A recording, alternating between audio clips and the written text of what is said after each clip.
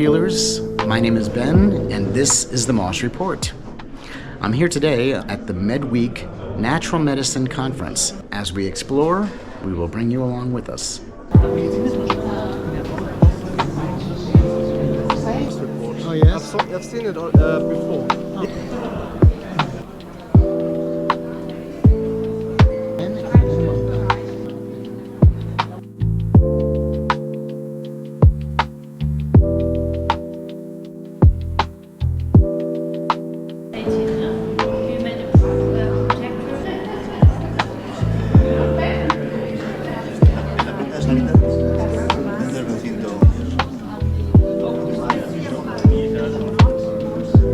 I wanted to make sure that Thank you. Nice to meet you. Yes, I'm Barbara. Hello.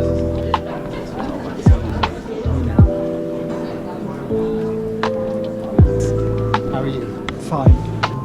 We're looking at anything that relates to cancer, basically.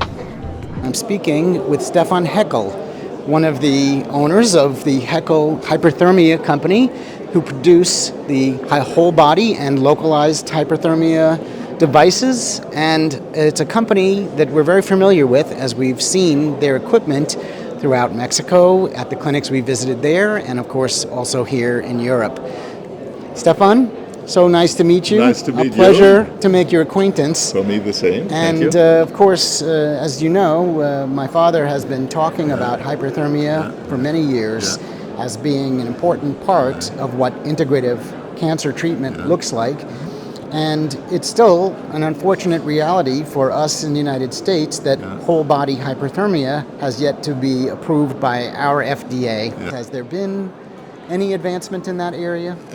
It's indeed like that just at the moment a company, Heckel America, has been founded. Interestingly, the guy behind is Bob Mulhern, and his daughter was treated in a German clinic with extreme whole body hyperthermia using our system to treat chronic Lyme disease. And this treatment was unfortunately very successful, and therefore he wants now to take some efforts to introduce this method to US, what is unfortunately quite a difficult task to do, you know. I see. Yeah. So he's got his challenges cut out for him. Yeah. Am I correct that that clinic is in Switzerland? No, this clinic is the Clinic St. George in Bad Aibling, you know. Yes, very they are so. the only one that use our systems for extreme whole body hyperthermia, because we are more focused from our philosophy, we are more focused to the idea of fever range whole body hyperthermia. Fever range whole body hyperthermia, the idea behind is that fever is a very potent mechanism of nature to fight against harmful factors. And if we induce fever temperatures that around 39 to 40 degrees Celsius, then we can boost immune activities in a really significant way. But interestingly, and that is very important to understand the role of whole body hyperthermia, fever range in oncology, is that this therapy alone, also to heat cancer cells to 39 to 40 degrees Celsius, cannot be an option, you know, because the immune system, the cancer normally grows since the immune system does not detect the cancer, you know. You know that, and this reluctance of the immune system to fight against something in their own body, you know, is also in general a good thing of the immune system. You know, there are a lot of very severe diseases caused by a too alert immune system. You know. Right. What is now, if patients have had standard therapy, chemotherapy, radiotherapy, and so on, which is often immune suppressive, then of course there is a job to do to recover the immune system. But this recovered immune system, that does not mean that this will fight against the cancer, you know. For that you need an increased antigen presentation, and this opened the door for really sensible combinations of cytotoxic standard therapies and fever range whole body hyperthermia. so that you often have the protocol that you give hyperthermia 1 day after chemotherapy, because by the chemotherapy you have also this effect of an immunogenic cell death in some of the chemotherapy, not in all of them, but for example in oxaliplatin that is quite a major immunogenic effect, and on this base if you boost immune functions on this base, then this can really turn to an effective anti-tumor immune activity. Very interesting. And has there been advancements in the technology itself as well that you'd like to tell us? I think that the technology is now really, we have at the moment no major changes in. That is also a problem, of course, that by means of or caused by the modern medical device regulation that are also much more strict now in Europe, unfortunately. It's quite difficult to make slight changes in the device very quickly, because then you have again to do clinical studies, whatever. So unfortunately, that a little bit, meanwhile the European regulations tend to be the same or even sometimes stricter than the American FDA regulations. I see. Well, as I've mentioned, we've seen your devices around in many clinics. In fact, we had the pleasure of meeting with Renata Dawes and being toured around to the clinic St. George. And we're looking forward to learning more about their approach to utilizing your equipment in combination with low-dose chemo. But I'm only hearing the extreme hyperthermia term for the first time on this trip. Can you explain a little bit of what that extreme always sounds a little scary? Yeah, it's like I have just talked about fever range low body hyperthermia. Then we are in the range of fever that is 38.5 to 40. That is very. There are almost no risks because you just mimic a natural program of fever that is also in this range. The idea of extreme low body hyperthermia is to go with the temperature as high as possible. That is around 42 degrees Celsius. And that is what is done in the clinic St. George in Bad Aibling. And there, the idea is not so much to boost immune response. There is, in combination with other drugs and also with oxygen and so on, to really create also direct cell death. So the approach is quite different, And you can say that a fever range low body hyperthermia is more a kind of from natural medicine, because you really mimic a natural process. Right. Whereas extreme low body hyperthermia is more intensive care application. It's quite different. Very interesting and very nice to meet you.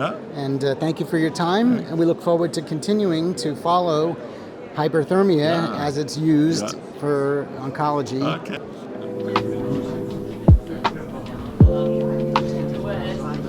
Hi. Can you tell us a little bit about what your company does? Yeah, sure. In our test, you have all together, and what the nicest thing about it is that you have the immune index, and the immune index tells you a ranking of all the foods from what makes the most inflammatory reaction to the lowest, and so this gives you a way to give your patient individual advice for a diet. Insane. That's fascinating. Thank you so much for sharing it with us. Thank you.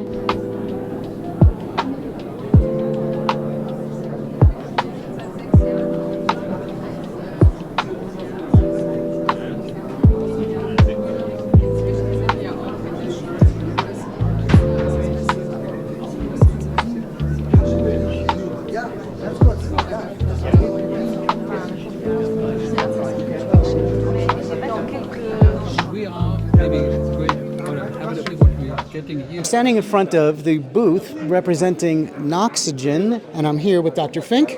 Your company does analysis of the metabolic activity through blood samples, which I just had my blood sampled, so we're going to find out how my metabolism is in a few moments, I guess, through the testing, which utilizes some proprietary equipment that is what your company is in the business of selling. Is that right? Yeah. No, we're not just on the seller, we are a developer. Okay. Yeah, that means that device, what we're saying here, what we're using in this case, this device which we developed in the last 3 years, supported by the German Ministry of Education and Science, right? And finally, in October of 22, we are finalized certification of this device for in vitro diagnostic. Oh, interesting. Yeah. So the old way of measuring the metabolism would be just to look at someone's weight and say, oh, you have some problem with your metabolism. Yeah. But the new way that you're developing uses some other method. Yeah. Can you briefly tell Yeah, us sure, without sure. giving away trade secrets? Yes, exactly. The technology behind is electron spin resonance spectroscopy. Say that one more time, please. Okay. Electron spin resonance spectroscopy. Electron spin resonance spectroscopy. Okay. Yeah. All right. That means using this kind of technology, we're tracing unpaired electron, or in other words, we're tracing the generation of superoxide. Because all these reductive metabolic processes in living human cells are producing reactive oxygen species, or superoxide in this case, right? I see. If that's mitochondria or even important enzymes like NADPH oxidase, or important enzymes like endocellular nitric oxide synthase, or another enzyme like inducible nitric oxide synthase. And especially if you're looking on the chart and above, you can see the metabolic syndrome have a pattern in terms of two different metabolic systems are involved or are hyperactive in terms of generation of reactive oxygen species, in terms of harming or destroying the cells based on this excessive production of reactive oxygen species. Right. Right? I'm following you. Okay. Somewhat. Okay. In this case, two enzymatic systems, what we're doing in this case, are involved in that. NADPH oxidase 1, which are laying in a endocellular cells in our vessels in a macro circulations, right? And producing these reactive oxygen species, that's the one candidate of that. And the consequences of this is nothing more than dysfunction of mitochondria. We're tracing compounds possessing unpaired electron. Okay. And oxygen, it is a substrate Yes. which all these enzymes using Okay. to generate, for example, mitochondria, to generate ATP, adenosine triphosphate, right? Yes. So, but another species of oxygen is a superoxide. Okay. Is a modified molecule which oxidizing everything what's having in a way Okay. and destroying everything what's having in a way. Almost like an ozone. Comparable to that. Okay. Ozone even more aggressive. In Oh, this. okay. Oh, I see. Yeah, but in this situation, our cells, all these, this superoxide is the same times in a signaling molecule. Okay. This means the cells need that superoxide, and they absorb in a level of generation to start to synthesize enzymes to change metabolism and so on and so on. Right? That Right. means So this is where we are. engineering and medicine meet. Exactly. Very, It is. very interesting. Through the use of your system, you can do the type of analysis where you're looking at the metabolism and the health of the metabolism. Amazing that you were able to get the support of the German Academy of Science to help. Ministry of Science, yeah. Amazing. Congratulations on that. Even here in Germany, I've heard from people who are saying, oh, things are becoming more restrictive, but this kind of speaks to the opposite, that the importance of things such as the metabolism are being invested in by the German government. It's very encouraging. Exactly.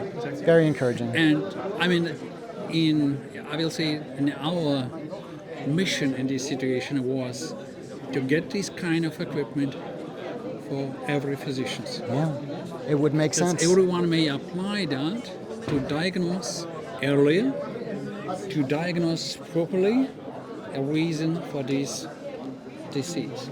I wish you all success in the world. Thank you. Okay? Thank you. Hello. My colleague told me.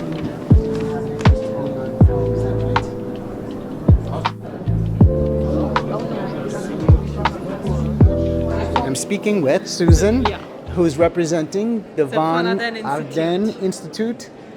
Exactly. And they produce a line of whole body hyperthermia products. And Susan's going to tell us about it. Yes, with pleasure. This is a model of our product called Iratherm 1000M. So this is a device. I will maybe show you first of all how it's working. So you have here 6 lamps, 3 on each side, halogen lamps around with a water filter. Mm-hmm. And the patient is lying here on top. Here's the head, here's the feet. They are just covered. Yes, just to keep the heat with the patient, they are just covered with a regular sheet and this foil to keep the warmth inside. So with this device, he's lying on the net, the sweat can drop down, so it's very comfortable, even if you have a longer treatment, like maybe for adjuvant cancer treatment can be up to 2 hours maybe, some are even treating more time, so it's very comfortable anytime. It's a good thing about that device. It's not only possible to use it for one indication only. For example, we have a new study for fibromyalgia syndrome for the patients just from this year, which has a very good effect for treating it, which is even better than the gold standard, which was used before, which is very good success. I think that's very interesting that now hyperthermia technology is being used to treat other diseases. Yes, it makes perfect sense if it's working for stimulating the immune response for fighting cancer, then of course why would it not work for other things? And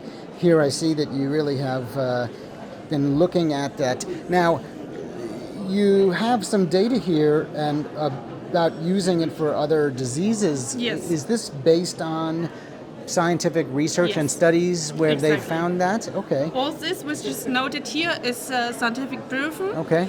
Not all with our device. Also, you spoke already with a colleague of ours. Right. But this is there are even more treatments, but they are not scientifically proven yet. For example, we have very good results in the treatment of long COVID already from some clinics who give us reports that they have quote of 85%, which have a very good improvement of the health of the treatment of several hyperthermia treatments. Right. But of course, it would take some time and that until it's scientific proven. Yes. Right. We do not say it's for cancer treatment itself. Okay. It's for the adjuvant cancer treatment. Right. Not to heal the cancer itself, but after, for example, a chemotherapy to improve the immune system of the body, which is of course very low after the treatment of chemotherapy. Right. Yes. The mechanism of hyperthermia in conjunction with chemotherapy is well established. Yes, and, that's right. Okay, well, very good. I'm very glad to have met you. Thank you.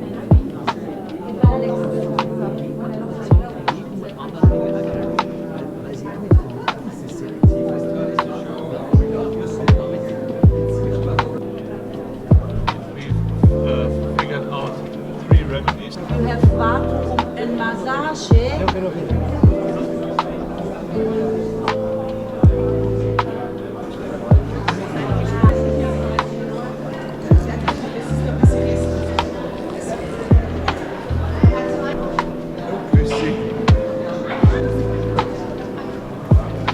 Light therapy and Electron for things like basalioma, see, with the results. We're at one of the booths, Next Gen Oncology Group, and I'm speaking with Martin Lužbeták. Thank you for taking the time to speak with us. Nice to meet you. Thank you for having So, me. can you tell me a little bit about your organization and what you're presenting here? So we're a German-based lab in Düsseldorf. It was founded 2007 for my predecessor, Professor Boyer, who unfortunately died 2020, so I took over. We're a small lab, but we have a huge variety of diagnostics. We have blood-based diagnostics where we isolate circulating tumor cells from blood from cancer patients, and then we use them for in vitro sensitivity testing for natural substances or chemotherapeutics. And on the other hand, we also have tissue-based diagnostics. So we try to keep our diagnostics very broad so we can help a lot of patients. To know the count of your tumor cells and how this count develops in time makes you gives you prognostic information. So you know how the disease progresses or it's going the right direction. On the other hand, if you do in vitro sensitivity testing, you can choose from a very broad variety of substances. That's why the diagnostic is so important, because we are in the fortunate position we have on the German market a lot of natural substances. Everybody wants to know, I take chemo, how the natural substances can help me. And I said, I don't know, we have to test. Mm-hmm. And if you test, you use the substances, for example, intravenous curcumin or Shogal or other substances which are available on the market in the EU, and you see results in your patients. I understand. Do you do these tests only through physicians, or are you doing it for the general public who maybe they have some knowledge and they want to get their own results through you? Can you do that? Yeah, some patients approach us on their own because, just frankly said, their physicians let them down. But of course, it's much better when you have your physician in your boat and he helps you go through the treatments, and when your physician really looks on the landscape and say, okay, we can do this and this and this, and then the patients have benefit from it. From the point of view of someone in the United States who says, how can I take advantage of this? We tried to have cooperation with physicians in States and in Canada, but the problem is the shipment. Right. We are working with living material. Right. The cells are living. When they have to live when they arrive in the lab, so it's crucial from the blood drawing to the arrival in the lab to just don't do more than 48 hours. I see. And that may sometimes when the customs don't play with us, just doesn't work out. So I recommend to do tissue-based diagnostics. We have cooperation with, for example, Dr. Onek. Gary Onek. Yeah, Gary Onek. Yeah. So he sends probes to us. So the sending of the tissue is not so time sensitive.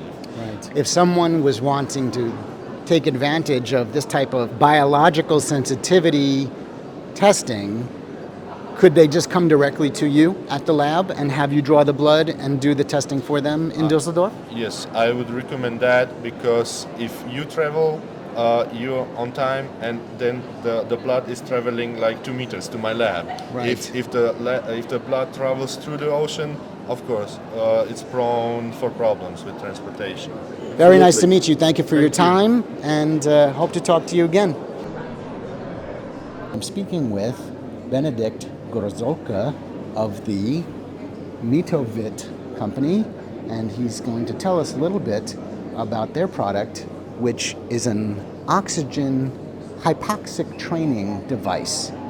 Benedikt, thank you for taking time to talk with us. Can you tell us a little bit about the device and what its intended purpose is? Absolutely. So basically what we do an altitude training.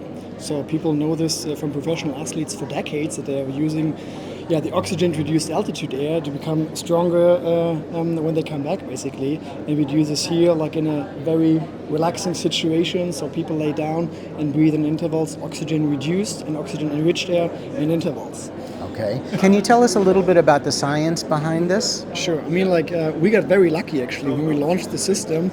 A couple of months later, the Nobel Prize of Medicine was given for the research of altitude training. So basically, why does altitude training work? And Greg Semenza was one of the leading experts there. So 2 Americans and 1 British guy received the Nobel Prize in Medicine, and for finding out what this HIF-1 alpha does. I see. And he published in 2012 already something about the HIF-1 alpha and the connections to the mitochondrial autophagy. So we got very lucky actually. That's interesting. So the work that you were doing developing the product that related to sports and athletic training had an unexpected additional effect in relating to the metabolism, and now that's continuing to be studied. Yes. And as you said, these doctors or researchers were given a Nobel Prize for that research. Fascinating.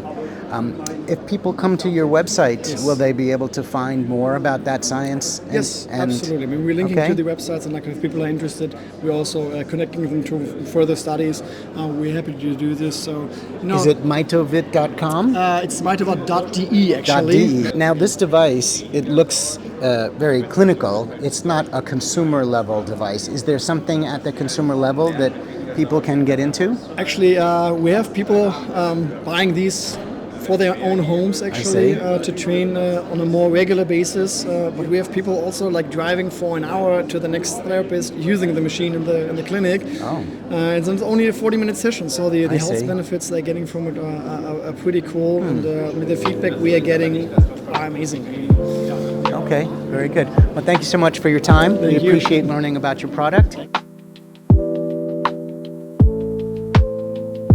I'm speaking with Dr. Thomas Rau, who is the lead doctor at Biomed Sonnenberg.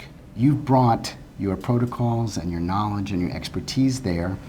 Please give us an idea of what a person who might be traveling for treatment to visit your clinic would experience, and maybe a little bit about your philosophy and approach to fighting cancer. Well, thank you very much for coming to us to ask. I would say there are many clinics. I know them probably best. Nobody knows them better than myself, because it's a development in the last 20 years, 30 years. And now it really changed very much. There are few clinics who still do intensive biological medicine. We call it biological. It's much more deep going than integrative or whatever alternative and so. We call it biological. So we do mainly treatment for difficult cases. And we have so many difficult cases now, post-COVID, post-vaccine, but also cancer patients. There is nearly no other clinic, not even in Europe, who does intensive biological cancer treatment, which is a multi-modular approach to the cancer patients. I don't say don't do chemo, I don't say don't do radiation. It's very individualized, but don't do guideline medicine. Does that mean that you don't use those treatments yourself at the clinic? That biological medicine does not include chemotherapy and radiation? It's more natural approaches. Is that what I'm understanding? Yes and no. We are, I am only doing a little chemotherapy. In some cases, for example, malignant lymphomas, we use the monoclonal antibodies. And also we use in rare cases antibody treatments, for example, for lung cancer patients if they fit genetically. But this is additional. The basis of the treatment is clearly the multi-modular cancer treatment approach. And this is very individualized. I do cancer treatment since more than 30 years. Probably nobody had more cancer patients than myself in the last 30 years. When Paracelsus Clinic was still working, we were there. And now you may heard that I left this clinic. We bought this smaller boutique, we call it boutique clinic, very American. So, but it is just a clinic where we do intensive treatment. And we approach on the 4 levels what is the difference of the metabolic behavior of a cancer. Cancer is a metabolic disease, and we treat it metabolically. It has a different oxygen uptake, it has a different mitochondrial function, it has a different cell membrane potential, it has a different heat sensitivity.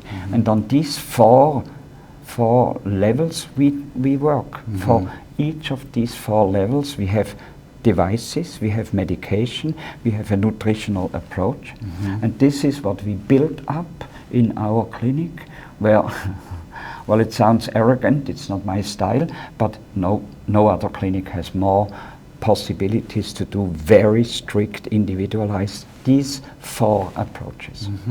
Yeah. Fascinating. We do heat treatment systemically, we do local heat treatment in DIBA, local hyperthermia, for example, on breast cancer or prostate, and we do, well, we even do infrared heat treatment. We do ozone treatment, we do multipass ozone, I do injection of ozone gas because cancer can't utilize ozone. We do PAPIMI, which is just outside here, which is by far the strongest ionization device existing worldwide, and we use this to change the cellular surface load of the cancer cells, and it inactivates the cancer cells. And of course we take sugar away, strictissimo. Our clinic, it's not only a clinic, we are also a hotel, very proud. We are the only 4-star vegan, fully vegan, gluten-free, sugar-free hotel in Switzerland. Yeah, so we are really a 4-star hotel, in which the clinic, the medical part is integrated. When I left the clinic, 13 people, my best people, they came with me, and we are all very experienced in cancer treatment. Therefore, last year we had from 82 countries, we had cancer patients. The philosophy behind biological medicine, is it similar to what I understand is anthroposophical medicine? I'm very well anthroposophically trained, but I'm not a anthroposophic doctor. I see. It's much too small.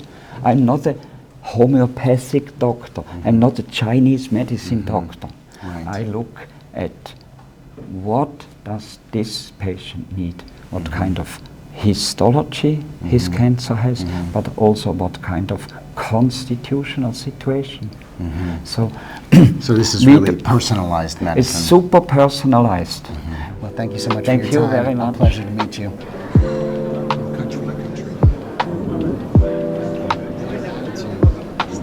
I'm visiting with Dr. Thomas Nesselhut of Praxisgemeinschaft für Zelltherapie, which is the clinic that Dr. Nesselhut has founded in Lužbeták in Germany.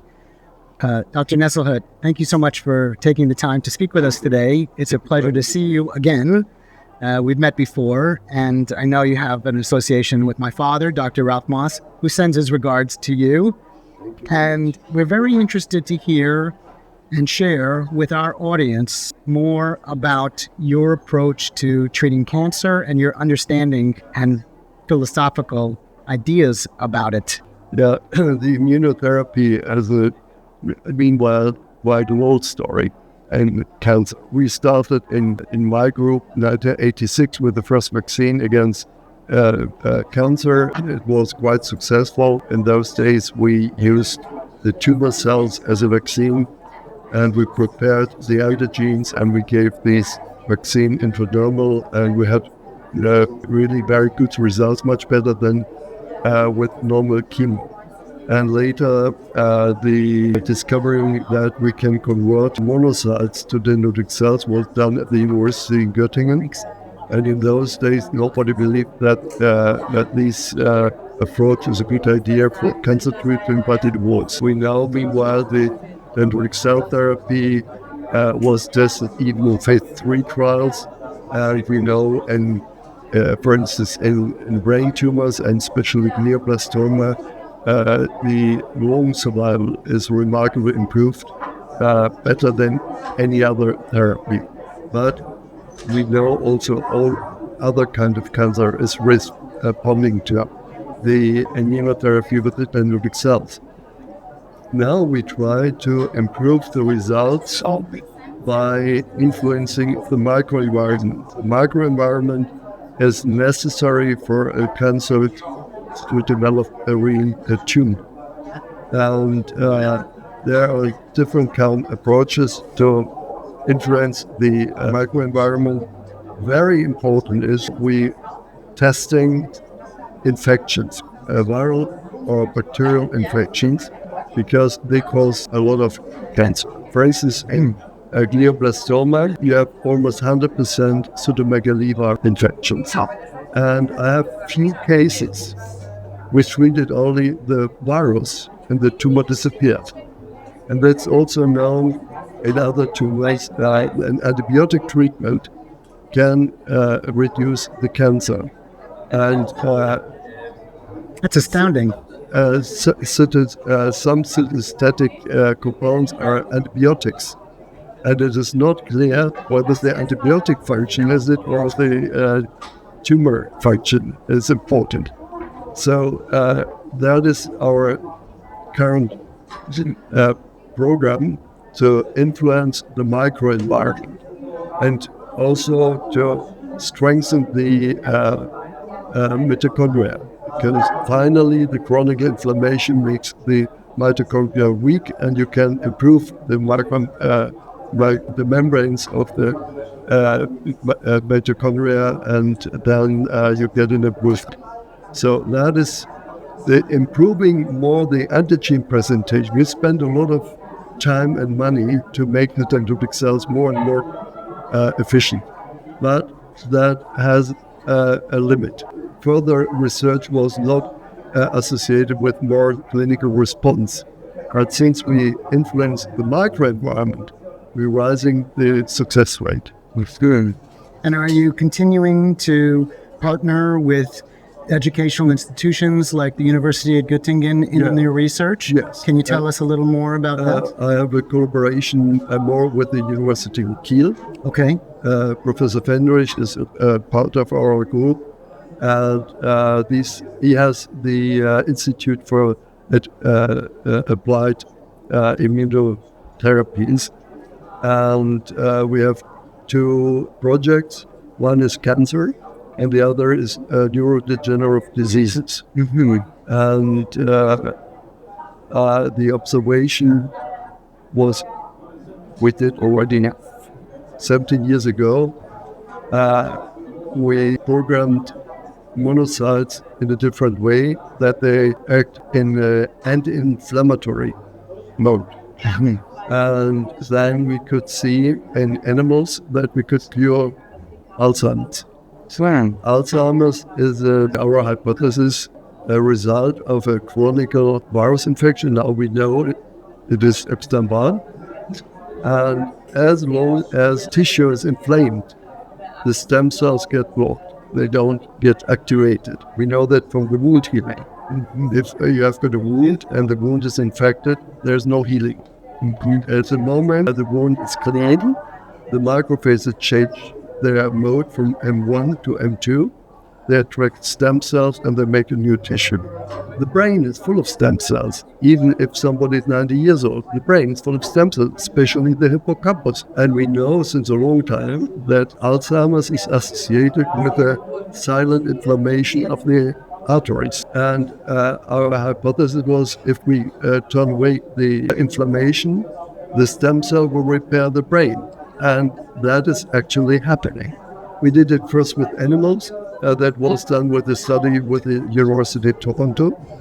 And we could cure, these group could cure with this method 80% of the animals. And then we use it in humans because the treatment is totally untoxic, and we had beautiful normalizations. A very astonishing case was a patient from China. She had on the minimal mental score a 0. She couldn't speak anymore, she couldn't understand nothing, and she was only moving with more reflection than focus or intention. Yeah. And I treated her with the anti-inflammatory cells, and 6 weeks later she could read and write Mandarin. That means she had to memorize at least 2,500 characters. And so, if I understand, you're saying you're treating this condition as though it's part of a viral infection. Yes. And we are going to introduce an old Russian drug. Okay. That is human Ezrin Peptide 1. It's in Russia sold as GPON. Okay. Was originally developed for AIDS patients, but it didn't work. See? But colitis. It's an antiviral drug. It's an antiviral natural drug.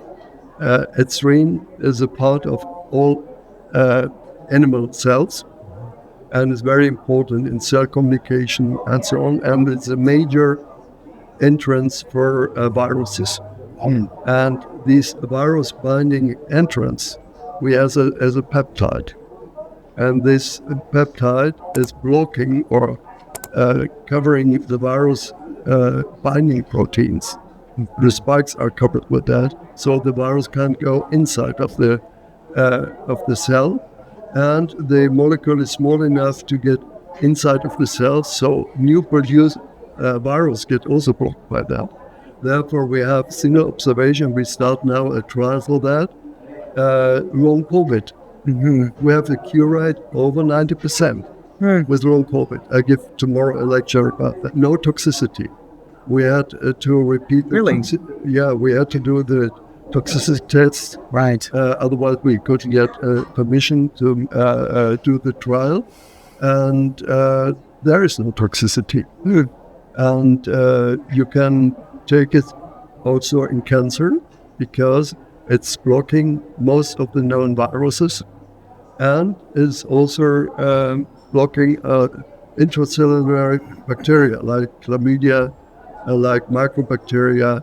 Well, it sounds like really astounding work that you're doing, and it's very different from the approaches that we hear from other people. It's very cheap and very effective. But we so much appreciate everything that you're doing. Thank you again. Thank you. For the Moss Report, I'm Ben Moss. How are you healing today?